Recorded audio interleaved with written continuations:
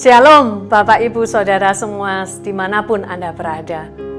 Selamat datang di ibadah online kita dari GBI House of Grace Surabaya.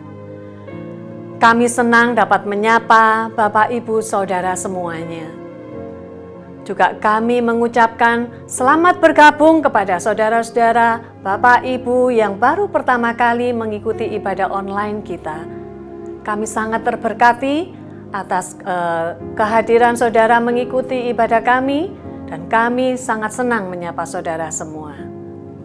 Dan pada pagi hari ini sebelum kita memulai ibadah kita, mari kita mengambil 2 ayat daripada firman Tuhan dari kitab Kolose pasal 3 ayat 9b sampai ayat 10. Saya bacakan firman Tuhan. Karena kamu telah menanggalkan manusia lama serta kelakuannya, dan telah mengenakan manusia baru yang terus-menerus diperbaharui untuk memperoleh pengetahuan yang benar menurut gambar kaliknya. Saudara, ada istilah dari orang tua kita pada zaman dahulu. Kalau watuk atau batuk itu bisa diobati, tapi watak atau karakter itu sulit untuk diubah atau diobati. Tapi saudara, dalam ayat firman Tuhan tadi dikatakan bahwa melalui pembaruan yang terus-menerus kita akan memperoleh pengetahuan yang benar menurut gambar kaliknya, serupa gambar dengan Kristus. Karakter apa yang kita sudah ubah setelah kita mengikut Tuhan Yesus? Itu yang harus kita pertahankan, itu yang harus diperbaharui terus menerus.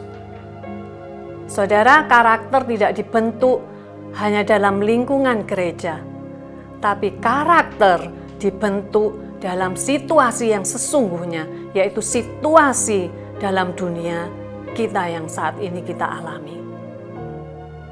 Dalam situasi yang seperti ini, karakter apa yang kita lakukan sehari-hari?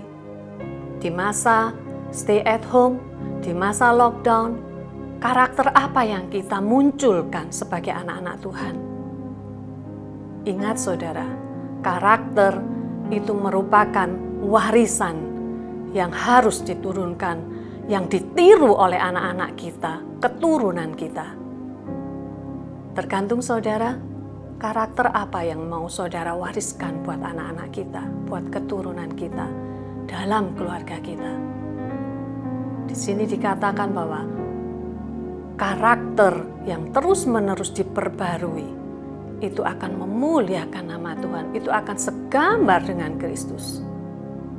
Amin. Saudara, sebelum kita memulai ibadah kita, mari kita bersama-sama untuk berdoa. Tuhan Yesus yang Maha Baik, Tuhan yang luar biasa, kami bersyukur pada pagi hari ini kami boleh mengikuti ibadah kembali. Engkau masih memberikan kesempatan kepada kami untuk beribadah kepada Engkau Tuhan. Tuhan, biar melalui ibadah ini kami semakin tahu karakter apa yang harus kami perbarui setiap hari, setiap detik, setiap jam, supaya setiap apa yang kami munculkan dalam hidup kami itu memuliakan, membesarkan nama-Mu. Terima kasih Tuhan, kami akan mulai ibadah kami pada pagi hari ini. Hanya di dalam nama Tuhan Yesus Kristus kami akan mulai. Haleluya. Amin.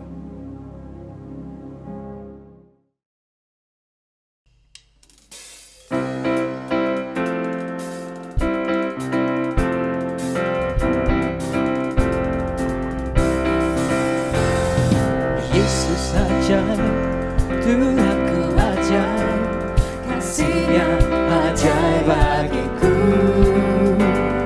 Yesus ajaib, Tuhanku ajaib, namanya kekal selamanya. Tak berubah kasih-Nya, setiap hari bertambah indahnya. Sampai bumi berlalu dan habislah ragaku, Yesusku ajaib bagiku. Mari tepuk tangan sama-sama.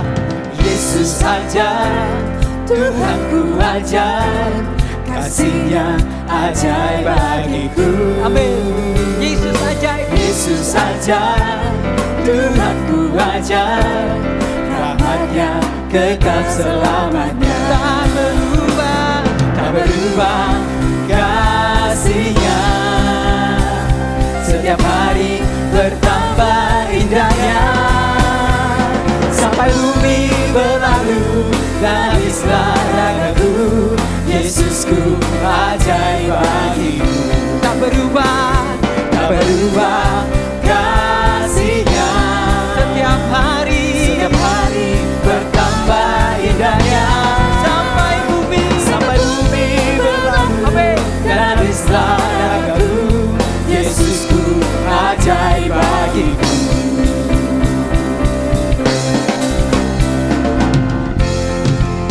Haleluya. Selamanya Engkau ajaib bagi kami Tuhan. Selamanya mulut kami memuji Engkau.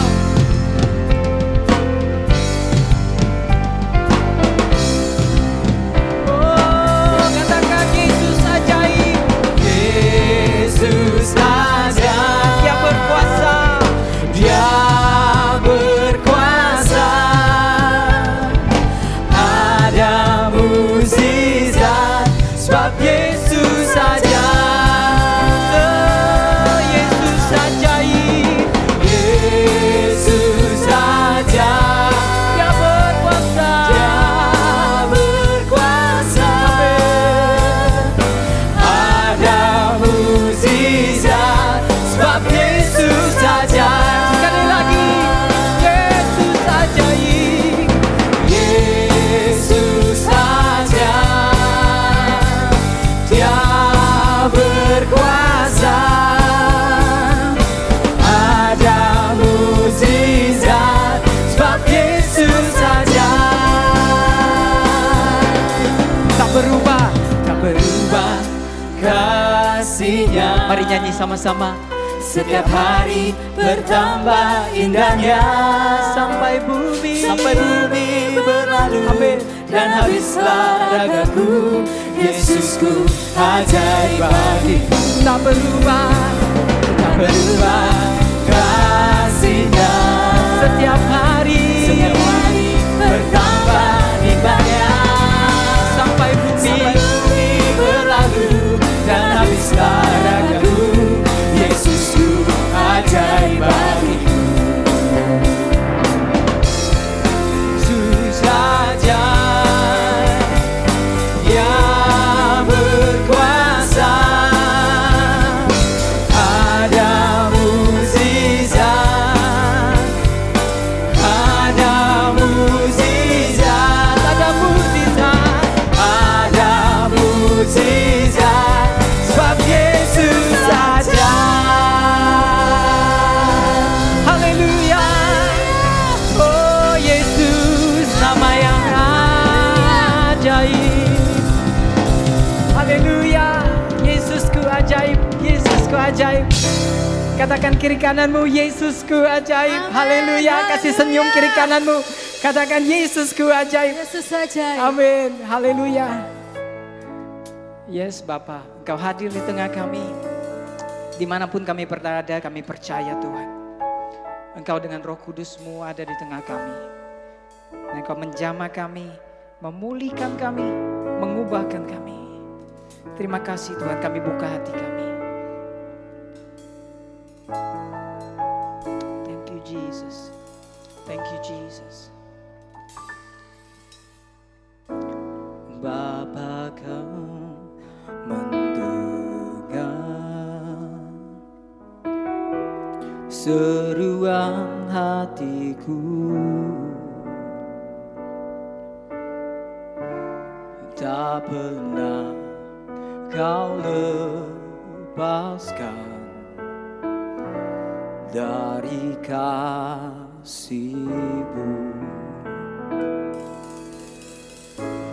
Lewat lembah gelap temani aku, Rohmu bekerja selalu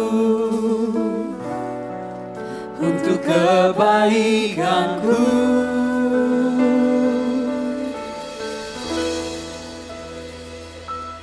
Mengalir kuasa dari tempat maha tinggi, Bapa kekal mulia, Kau hadir di sini, memulihkan hati, menyembuhkan yang terluka.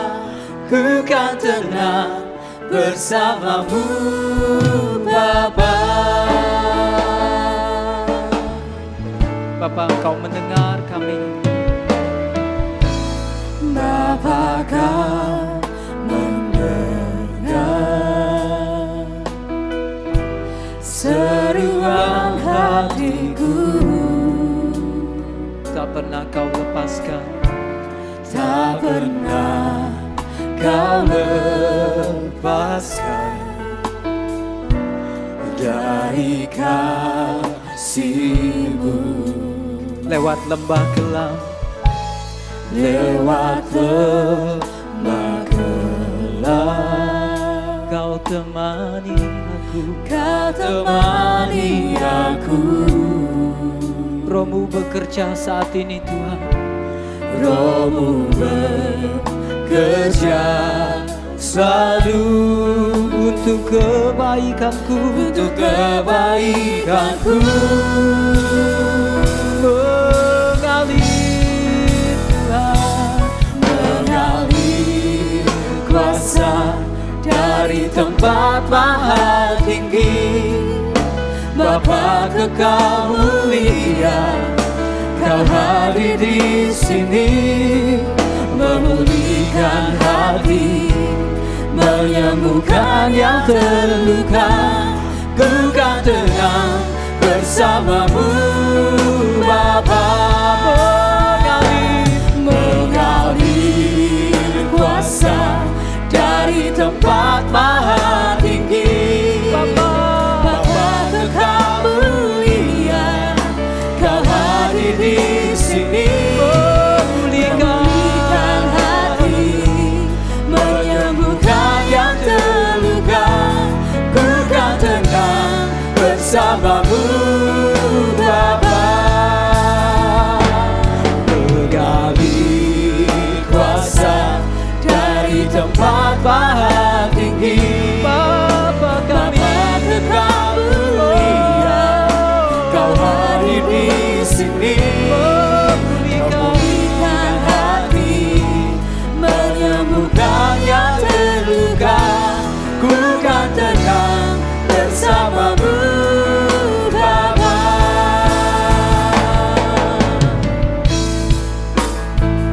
Oh Tuhan, terima kasih Engkau hadir.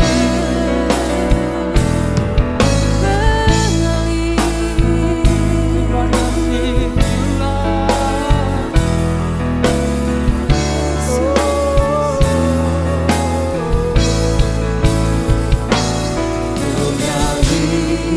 Mari kita angkat tangan kita sama-sama. Dari tempat maha tinggi, Oh Bapa, Bapa kekal mulia, oh Engkau Kau hadir. hadir di sini, memulihkan hati, menyembuhkan yang terluka. Jamah kami. Ku kan tenang bersamamu, Bapa. Mengalir kuasa dari tempat maha tinggi, Bapa kekal. Bapa kekal mulia, Oh we love you Kau Father. hadir di Kami sini, mengasihi-Mu Tuhan.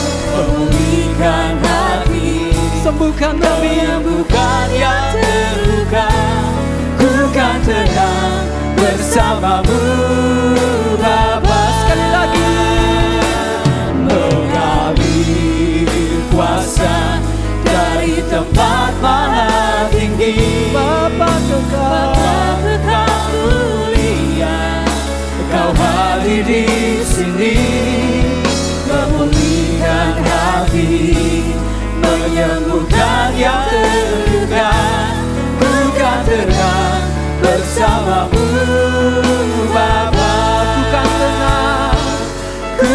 tenang bersamamu Bapa.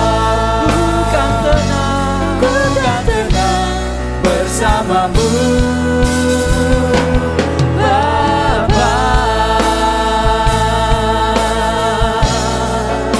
Oh, kami tenang bersamamu di hadiratmu Tuhan, di hadiratmu Tuhan, di tempat ini ada sukacita baru, ada ketenangan, dekat Bapa.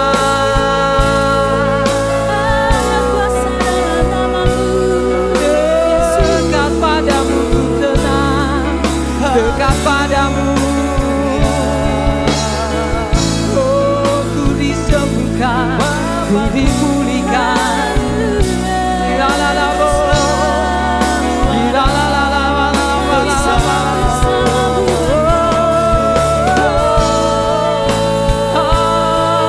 haleluya, haleluya. Bapa, Engkau mulia, Engkau mulia, Engkau mulia, Engkau hadir di sini, merawat kami.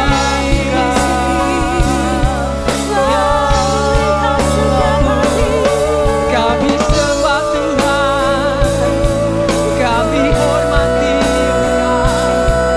Oh, kami mengasihi Bapa. Engkau mendengar, Engkau mendengar, Engkau mendengar.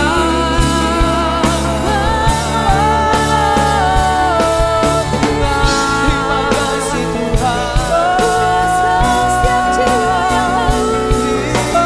Engkau mendengar seruan kami, Engkau dekat, Engkau dekat. Oh, Engkau jamah kami, aku perlu Engkau Bapa, Engkau sumberku, Engkau kuatku. Terima kasih Tuhan. Terpujilah Yesus. Haleluya. Terima kasih Tuhan. Jamah kami, buat kami seturut dengan kehendak-Mu. Jadilah kehendak-Mu dalam hidup kami Tuhan. Terima kasih Tuhan. Kami mau dibentuk oleh Tuhan. Kami belum mau Tuhan. Engkau pakai kami. Terima kasih Yesus. Oh.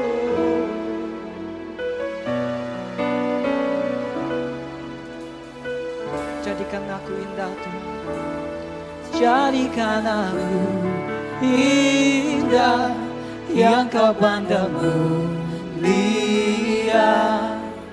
seturut karya-Mu di dalam hidupku. Ajarku berharap hanya kepada-Mu, taat dan setia kepadamu Tuhan. Jadikan aku indah yang Kau pandang amin Tuhan. mulia, Jadilah seturut kehendak-Mu, seturut karya-Mu di dalam hidup. ajarku berharap hanya padamu, hanya kepadamu, taat dan setia kepadamu Tuhan. Jadikan aku indah yang Kau pandang amin.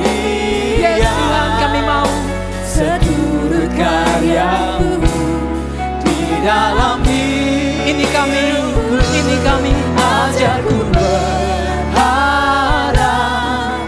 hanya kepadamu.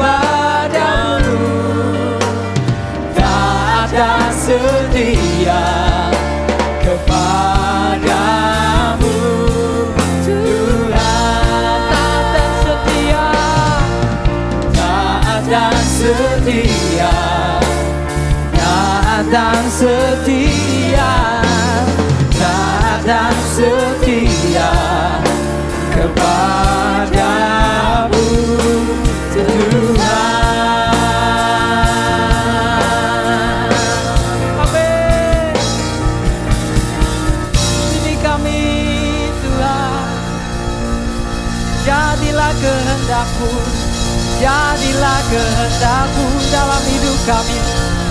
Oh, kami percaya Kau berikan yang terbaik dalam hidup kami Tuhan. Terima kasih di dalam nama Yesus. Haleluya. Amin. Shalom Bapak Ibu Saudara yang diberkati oleh pujian dan penyembahan kita baru ini, boleh angkat tangan. Meskipun yang melihat hanya kita dan keluarga kita di rumah, tapi ini adalah bentuk apresiasi kita buat tim PAW yang sudah memberikan yang terbaik saudara pada hari ini.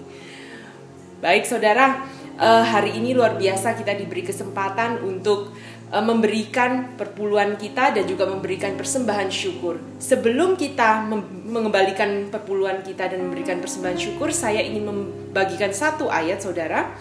Ayat ini diambil dari Lukas 6 ayat 38 yang bunyinya seperti ini.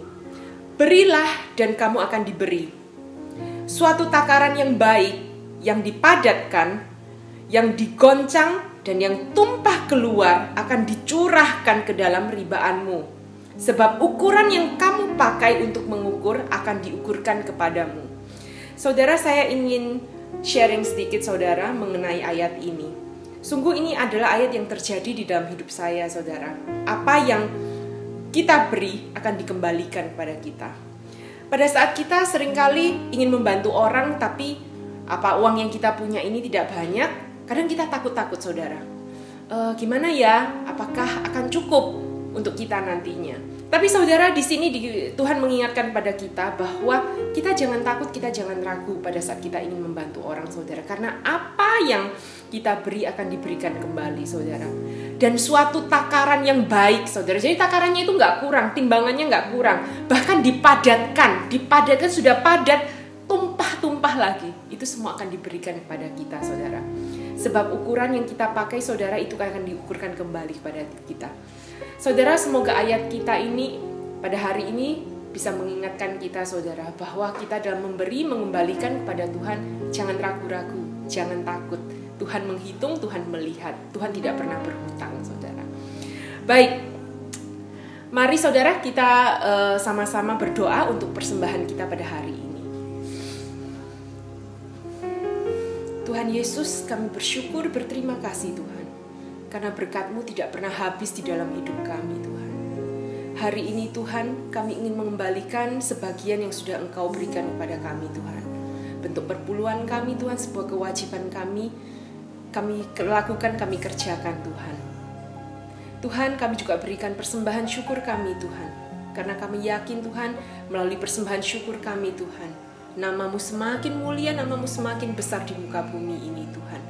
Makin banyak jiwa-jiwa yang dimenangkan Tuhan. Tuhan, Engkau lihat tangan-tangan yang sudah memberi Tuhan. Kami percaya Tuhan bahwa berkat-Mu di dalam hidup mereka terus mengalir Tuhan. Berkat dengan timbangan yang baik Tuhan. Berkat yang dipadatkan, berkat yang tumpah ruah Tuhan akan jatuh di ribaan mereka Tuhan. Karena pemberian mereka yang tulus Tuhan.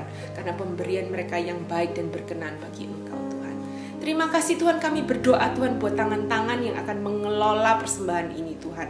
Tuhan berikan hikmat hanya daripada Engkau Tuhan, supaya persembahan kami ini sungguh boleh digunakan Tuhan. Hanya bagi kemuliaan Tuhan dalam kerajaan. Di dalam nama Tuhan Yesus kami berdoa.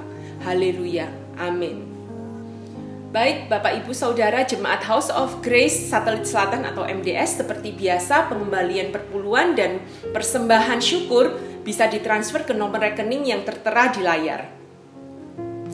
Dan bagi Bapak Ibu Saudara Jemaat Hoji Satelit Barat atau Spasio, mulai minggu ini gereja mempunyai sarana baru untuk melakukan pengembalian perpuluhan dan persembahan syukur. Saudara, nanti di layar saudara akan muncul QR Code, saudara tinggal men-scan QR Code tersebut dan boleh melakukan perpuluhan ataupun persembahan syukur ini melalui beberapa aplikasi e-wallet seperti GoPay, OVO, MBCA ataupun Dana.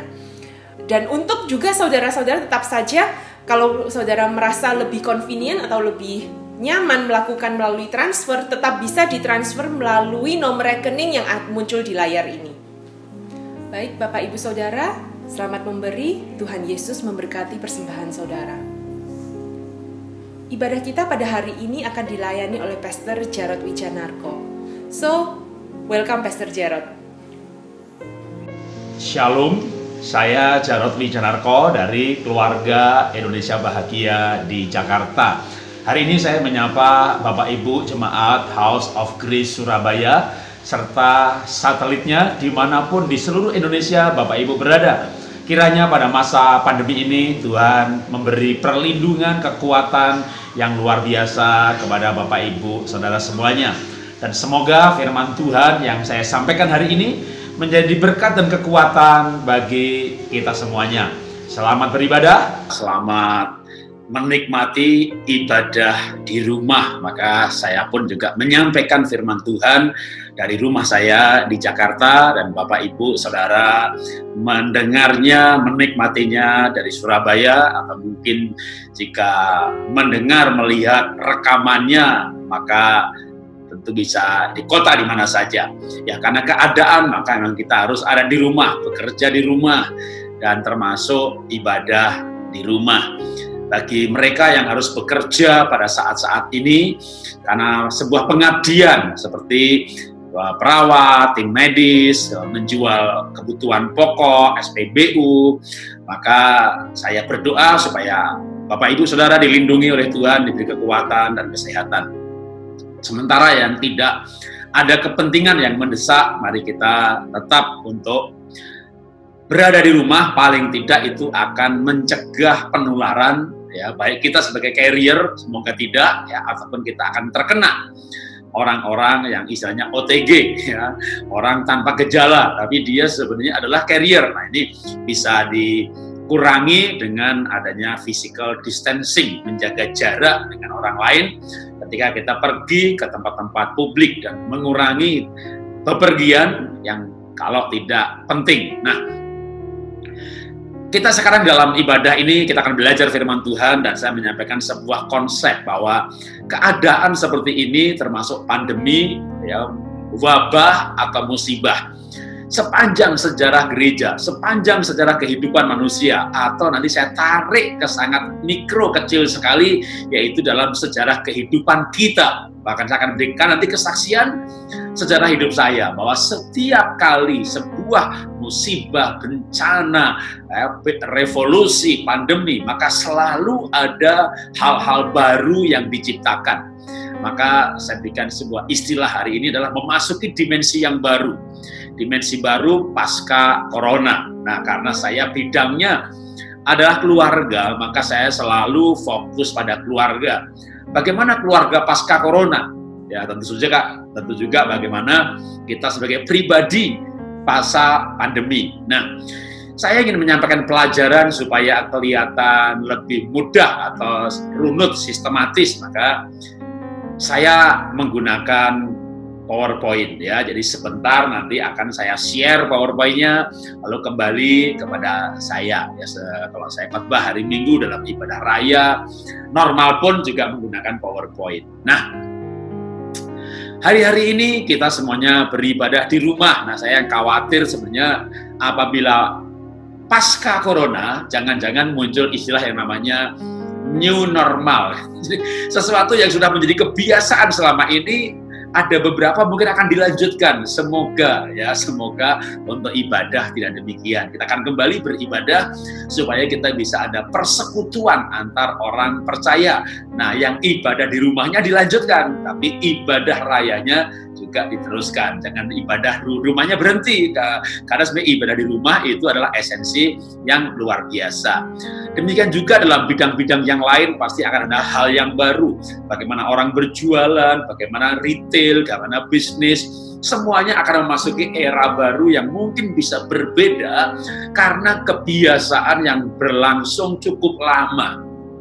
Karena kan PSBB ini tadinya 2 minggu, perpanjang sebulan, perpanjang lagi 2 bulan, dan kita tidak tahu akan sampai kapan.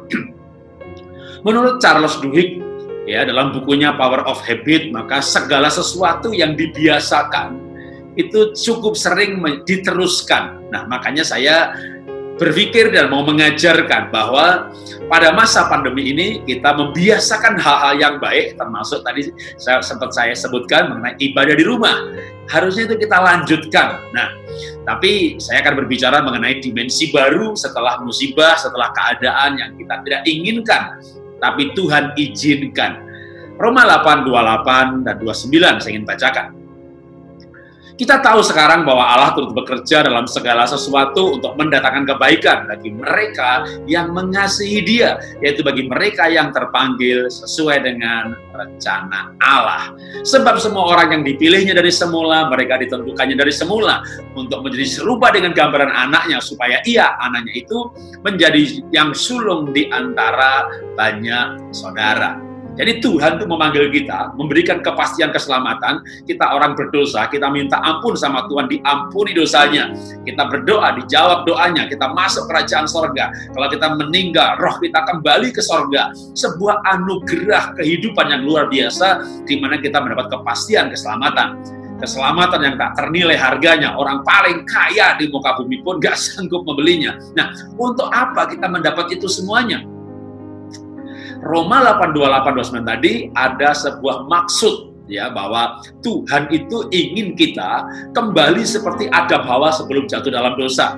Kalau istilah Alkitab atau terminologinya adalah menjadi serupa dengan Kristus waktu Dia menjadi manusia. Yesus adalah Kristus yang diurapi dan adalah Tuhan sendiri. Pada mulanya firman itu adalah Allah dan firman itu adalah Allah. Kita tidak bisa menjadi seperti Allah. Tapi firman itu menjadi manusia yang diberi nama Yesus Kristus. Nah, kita akan menjadi seperti Tuhan Yesus waktu Dia menjadi manusia. Nah, supaya kita semakin mulia, semakin kudus, semakin baik, maka ada proses, dan prosesnya itu Roma 8:28 tadi dikatakan bahwa Ia mengizinkan segala sesuatu untuk mendatangkan kebaikan. Maka saya berharap yang bernama new normal itu atau dimensi baru dalam kehidupan kita adalah dimensi baru yang semakin dekat serupa dengan Kristus. Roma 8:28 berkata, Ia mengizinkan segala sesuatu terjadi, baik yang diinginkan ataupun yang tidak diinginkan. Dan saya percaya termasuk COVID, pandemi, musibah, ini seizin Tuhan.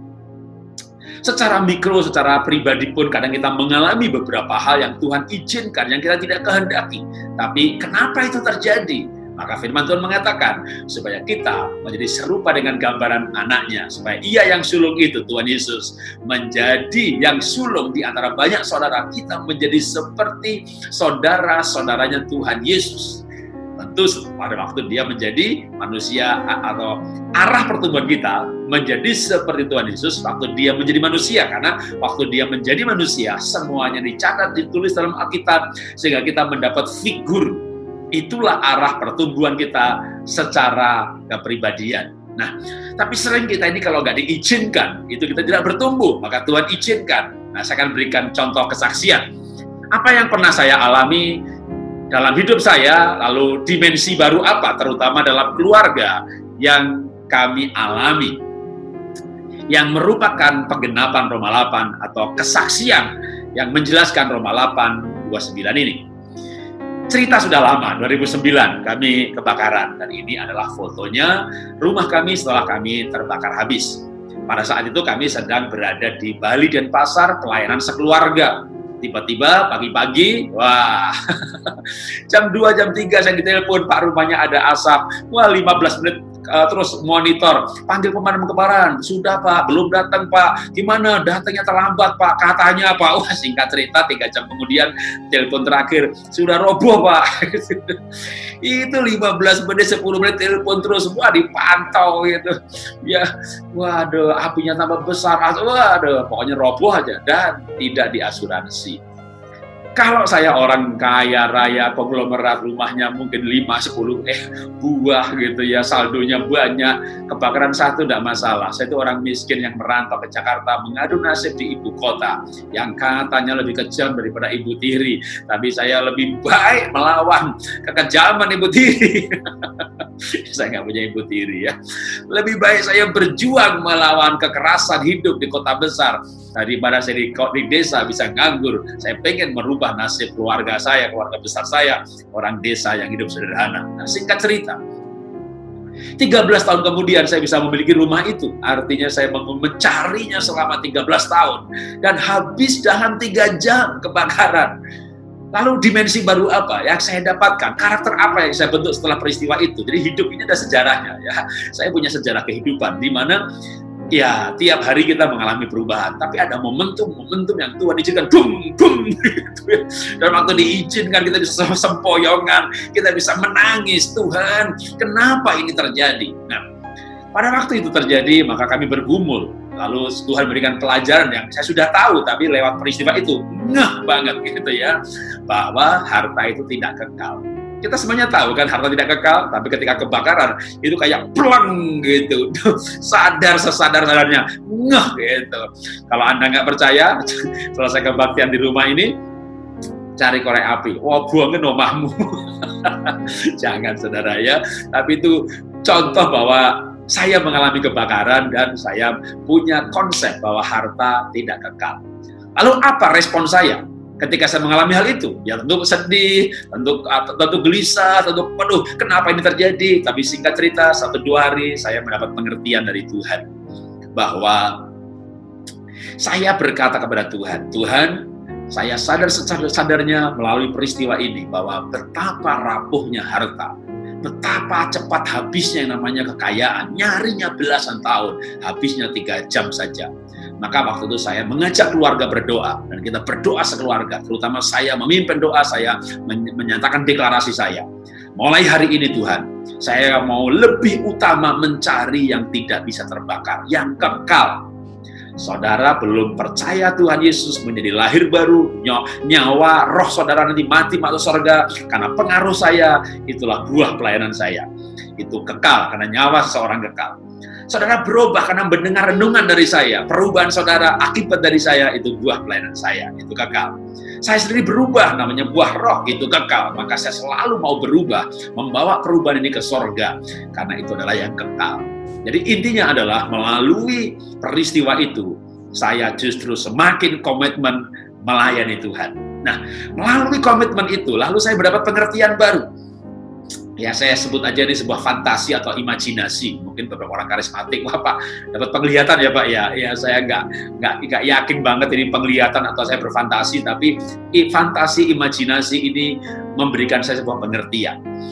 Ketika saya mengalami kebakaran, ludes habis terbakar, tidak diasuransi, lalu komitmen melayani Tuhan, mencari yang kekal, maka saya punya bayangan. Ya, Tuhan itu seperti mengumpulkan para malaikatnya, lalu berbicara kepada para malaikatnya. Lihat tuh di Bintaro, ada orang lulus ujian, mengalami musibah, malah komitmen melayani. Ya, lulus ujian. Karena hidup ini sekolah kehidupan. Peristiwa yang kita alami itulah ujiannya. Lalu bagaimana kita menghadapi ujian kehidupan? Respon kita, itulah jawabannya. Maka harus memiliki respon yang benar, yang tepat di hadapan Tuhan. Saya kasih orang lain bukan saya, ya. Saya harap juga bukan saudara. Mengalami masalah, kerugian nggak seperti sampai saya habis ludes kebakar karena kami sekeluarga, suami, istri, anak-anak di luar kota, nggak bisa mengeluarkan barang, habis semuanya. Ya. Ini ada orang lain nggak sampai seperti ini ruginya, musibahnya. Mengalami musibah sedikit saja sudah mengeluh. Kalau begitu apa artinya saya melayani Tuhan? Saya melayani Tuhan kok mengalami begini? Ya kalau gitu nggak usah pelayanan dah. Gitu. Tuhan juga kumpulkan para malaikatnya. Ya dalam pengertian bayangan saya. Saya berbayang-bayang, berhalusinasi. Gitu ya. Tapi ini membawa pengertian ya. Pengertian yang saya dapatkan, Tuhan mengumpulkan para malaikatnya lalu berbicara. Tuh lihat di bumi itu, di kota X, kompleks Y, ada orang gagal ujian. Mengalami peristiwa begitu, menyalahkan sesama, menyalahkan istri, menyalahkan Tuhan, menyalahkan berhenti pelayanan, gagal ujian. Lalu malaikatnya tanya, Tuhan, kalau begitu apa yang harus kami lakukan terhadap orang itu? Tuhannya bilang, kalau gitu atur segera ya ujian susulan. Kalau orang itu mau naik kelas, itu harus ujian. Saudara sekolah nggak mau ujian menghindar. Ya nggak pernah naik kelas. Betapa banyak orang selama hidupnya muter-muter, nggak pernah naik kelas rohani, nggak naik kelas kemuliaan, nggak naik kelas hikmat, hidupnya nggak pernah berubah. Kenapa? Selalu responnya salah dalam setiap peristiwa yang dialami. Karena mari kita belajar meresponi setiap hal yang terjadi, mencari hikmat di baliknya. Karena Tuhan itu pasti, kalau kita tuh anak Tuhan yang sudah dipanggil, ditebus, diberi keselamatan, keselamatan aja diberi, maka semua peristiwa pasti seizin Tuhan.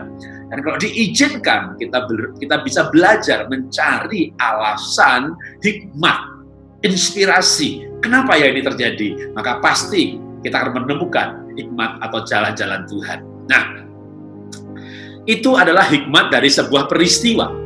Tapi kalau tadi saya bicara mengenai dimensi baru dalam hidup saya, apa yang setelah hal ini yang terjadi dalam hidup saya? Saya mau kasih dulu kesaksian foto. Ini foto kenangan, foto sejarah. 2-3 hari setelah kebakaran kami foto bersama. Dapat kaos baru seragam, karena emang ini sebenarnya rencananya mau foto untuk cover buku. Jadi walaupun ada musibah, proyek mesti jalan terus, move on, maka kami foto dan wajahnya semuanya berseri-seri.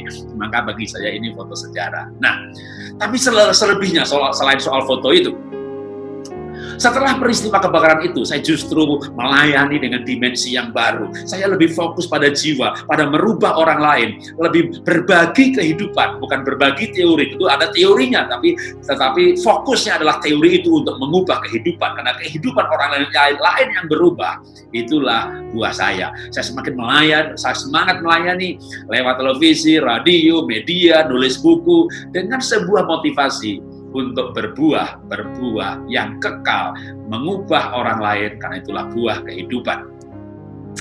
Karena itu saya mau berikan quote atau penutup bagian pertama. Ya, jadi firman Tuhan hari ini ada segmen-segmennya. Segmen 1, saya berikan penutupnya, kesimpulannya dari bagian 1. Penderitaan adalah sekolah kehidupan. Penderitaan adalah ujian sekolah kehidupan. Respon kita adalah jawabannya. Respon yang tepat membuat kita naik kelas. Karena itu Bapak, Ibu, Saudara, apapun yang terjadi hari-hari ini, saya tahu semua orang susah. Ada yang makanannya, hidupnya ini mingguan, jadi income-nya mingguan. Bahkan ada yang income-nya harian, pekerja harian. Itu pasti susah sekali. Tapi jangan pikir bahwa orang yang kaya juga enak. Orang kaya punya usaha, pegawainya 100, 200, apalagi 1000. UMR-nya 2.000, maka 2 miliar harus ada bulan ini untuk menggaji pegawai. Sementara tagihan-tagihan macet semuanya. Jangan dipikir yang di atas enak, stresnya lebih banyak. Saya ketemu dengan banyak pengusaha yang istrinya berkata, "Pak, kalau suami saya nggak gila, bagi saya itu saya sudah anugerah. Tagihan terlalu banyak, Pak. Kewajiban kami terlalu besar, sementara roda ekonomi berhenti." Memang ada tentunya pengusaha yang sukses hari-hari ini, yang jual obat, jual vitamin, diserbu semuanya ke apotek membelinya, omsetnya pasti berlipat kali ganda. Tapi itu kan segelintir atau sejenis usaha tertentu saja yang menjual secara online, tiba-tiba mendapat pelipat gandaan omset. Tapi yang selama ini tidak menyiapkan, maka mereka mati suri. Jadi banyak hal yang pasti terjadi, tapi jangan sampai mengutuki Tuhan, jangan sampai menyalahkan keadaan, menyalahkan Tuhan. Mari kita hadapi dengan respon yang tepat, dengan gigih, dengan giat, tabah tetap pulen. Bahkan kita mulai berpikir untuk mencari hal-hal yang kekal. Nah, kita lanjutkan bagian yang kedua mengenai dimensi baru dalam kehidupan ini. Setelah musibah, setelah masalah, maka selalu ada hal-hal yang baru, dimensi baru dalam kehidupan. Yakobus 1 ayat 2, saudara-saudaraku, anggaplah sebagai suatu kebahagiaan apabila kamu jatuh dalam berbagai-bagai pencobaan. 3, sebab kamu tahu bahwa ujian terhadap imanmu itu akan menghasilkan ketekunan. Dan biarlah ketekunan itu memperoleh buah yang matang, supaya kamu menjadi sempurna dan utuh, dan tak kekurangan suatu apapun juga. Firman Tuhan dengan jelas mengatakan bahwa berbagai hal ini pencobaan. Tapi ayat yang lain kan mengatakan bahwa Tuhan tidak mencobai. Tepat sekali. Ya, kalau kisah Ayub, maka yang mencobai itu iblis. Tapi dari pencobaan itu Tuhan bisa membuatnya, mengaturnya menjadi sebuah ujian yang bagi kita, maka tantangan ini adalah peluang untuk kita naik kelas. Nah, maka responnya itu yang penting. Saya akan berikan lagi sebuah kesaksian supaya pelajaran ini menjadi mudah, firman-Nya menjadi mudah dimengerti, dan Bapak Ibu mendapat gambaran yang jelas. Saya percaya bahwa yang namanya pandemi ini membuat beberapa industri itu berhenti berputar, sementara hidup tidak berhenti. Tagihan jalan terus, perut kita nggak bisa berhenti makan terus, mulut kita mengunyah terus. Kalau kayak mati, karena memang kita ini untuk hidup perlu makan.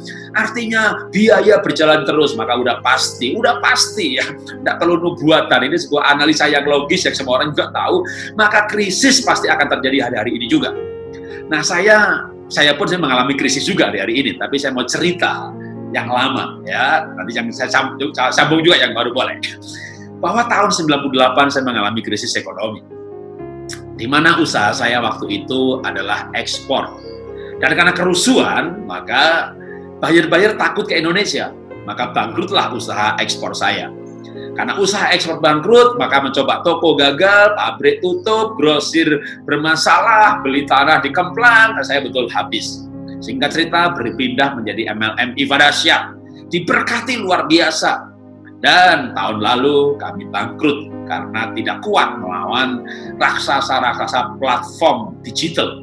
Maka kalau sekarang mungkin mau mencoba menjual online, jangan bersaing melawan Lazada, Zalora, yang raksasa dunia uangnya triliunan, sanggup memberikan ongkos kirim gratis, subsidi miliaran tiap bulan. Dan kami dulu habis di situ. Ya, 2019 kami bangkrut.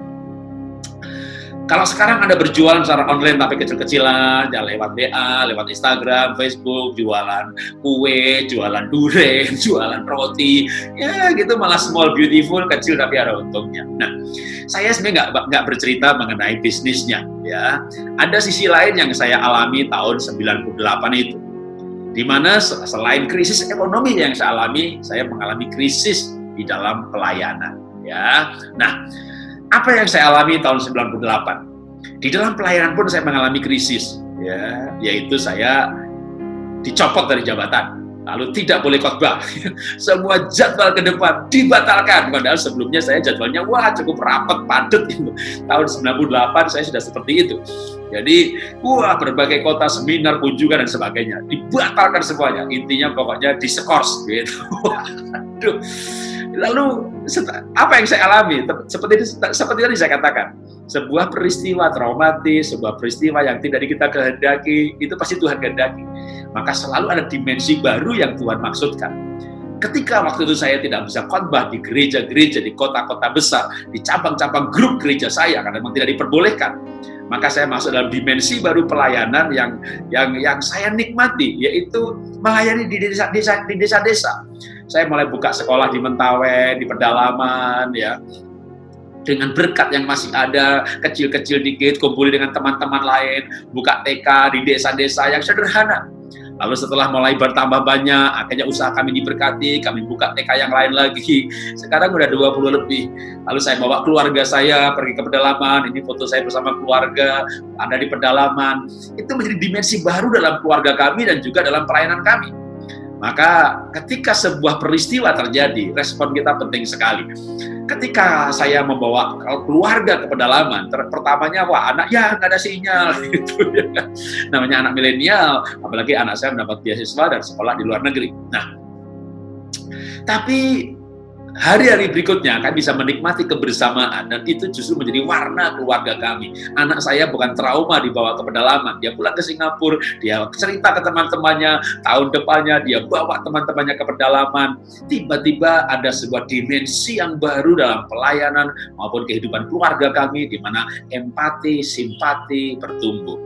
Kan itu kalau mengalami sebuah dalam tanda petik malapetaka, ya, atau dalam tanda petik aniaya, jangan mengasihani diri sendiri, kemana-mana bercerita, menceritakan hak sakit hatinya, tidak pernah selesai. Justru, apa yang kita bisa kerjakan? Kalau saya nggak boleh khotbah hari Minggu di gereja, nggak bolehnya kan ya gereja yang besar-besar dalam grup gereja kami. Pergi ke desa kan boleh, ya kan? Kayak kami pergi ke desa. Namanya pergi ke desa, Pak Jarot, minggunya suruh khotbah, ya, jemaat digubuk, ya.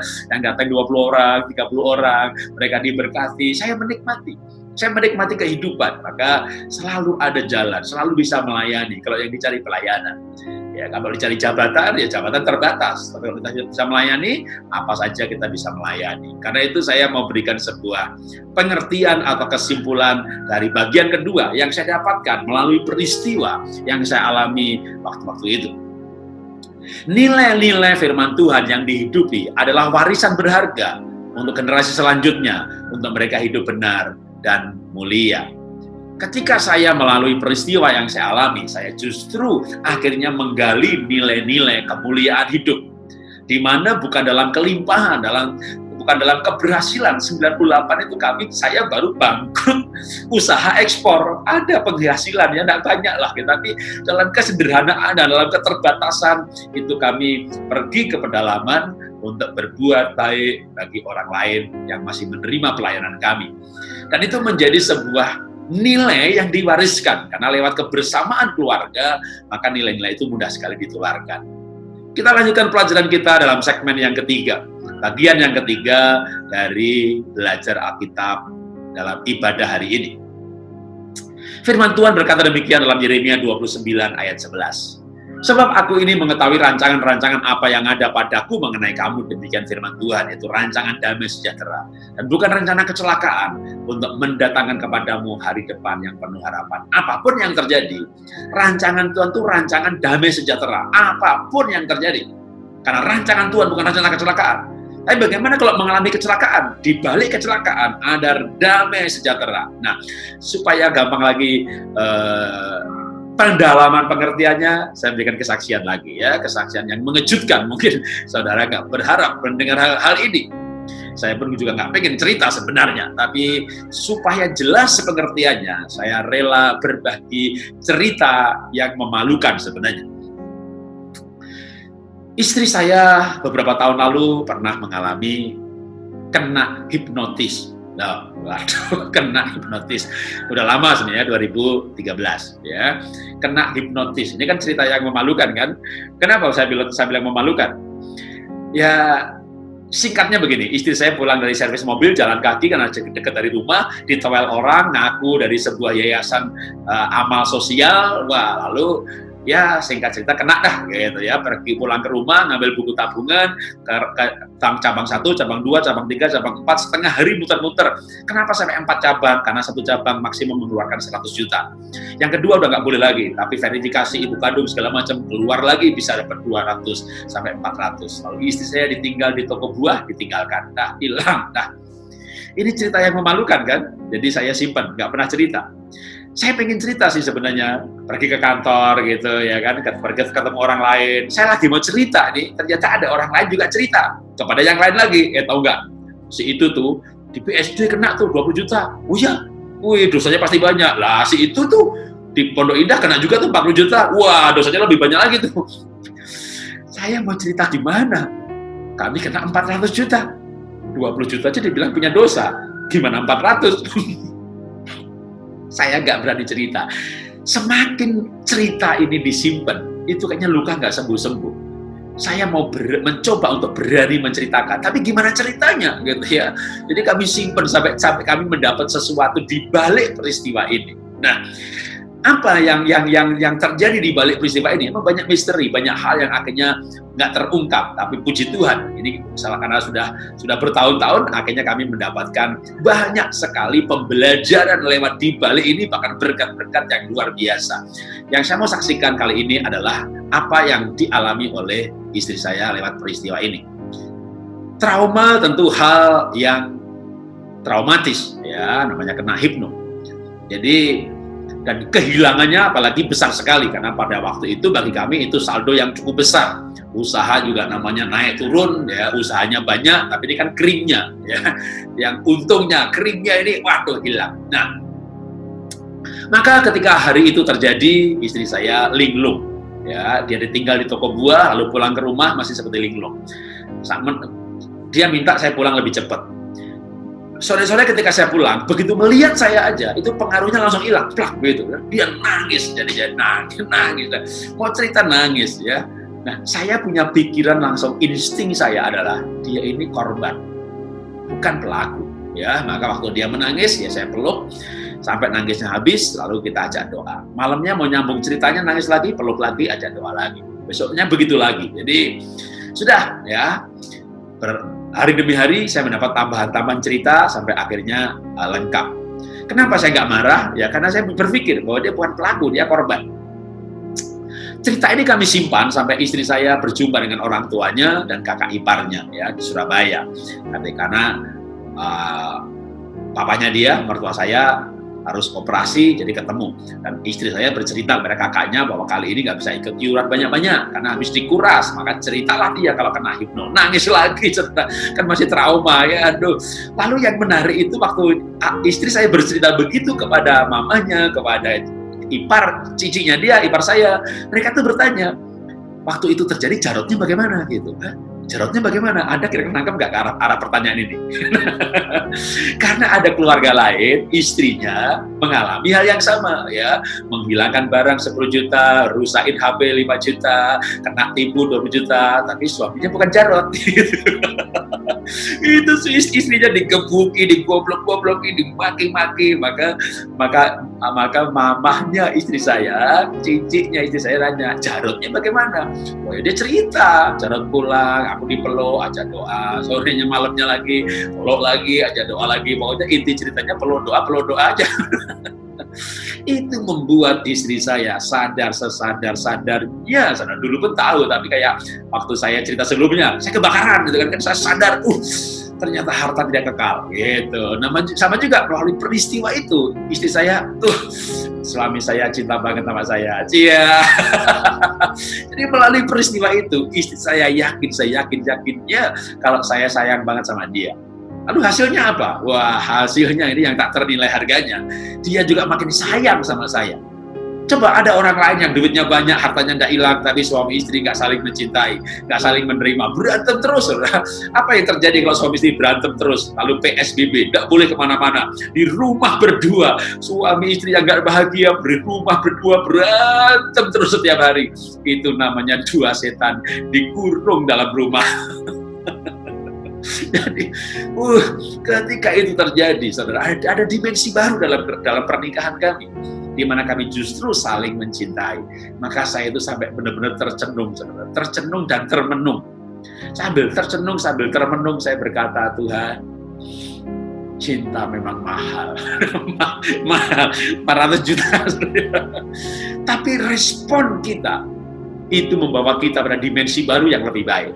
Sebuah peristiwa yang sama, kalau respon kita salah, maka seperti iblis, dia mencobai Ayub. Harapannya supaya melalui peristiwa itu, Ayub mengutuki Tuhan. Tapi Ayub menguatkan imannya untuk tidak menyalahkan dan mengutuki Tuhan. Maka Ayub dipulihkan 2 kali lipat.